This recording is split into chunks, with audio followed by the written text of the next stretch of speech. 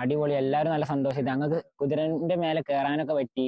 Thottumukkam government U P സ്കൂളിലെ PTA അംഗങ്ങളാണ് ഇത്തരത്തിൽ ഒരു സന്ദർശനത്തിന് അവസരമൊരുക്കിയത്.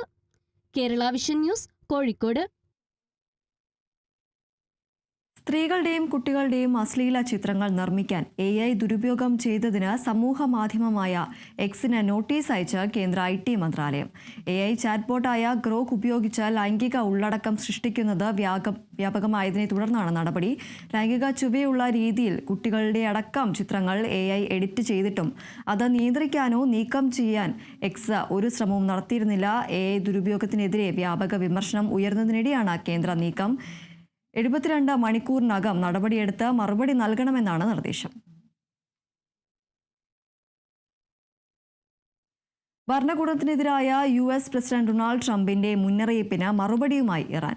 വിലക്കയറ്റ വിരുദ്ധ പ്രതിഷേധങ്ങൾക്കിടയിൽ പ്രതിഷേധിക്കുന്നവർക്ക് നേരെ അക്രമവും വെടിവെപ്പോ ഉണ്ടായാൽ US അവരുടെ രക്ഷയ്ക്കെത്തുമെന്ന് ട്രംപ് സോഷ്യൽ മീഡിയ പോസ്റ്റിലൂടെ അറിയിച്ചിരുന്നു. ഇതിന് പിന്നാലെയാണ് ട്രംപിനെതിരെ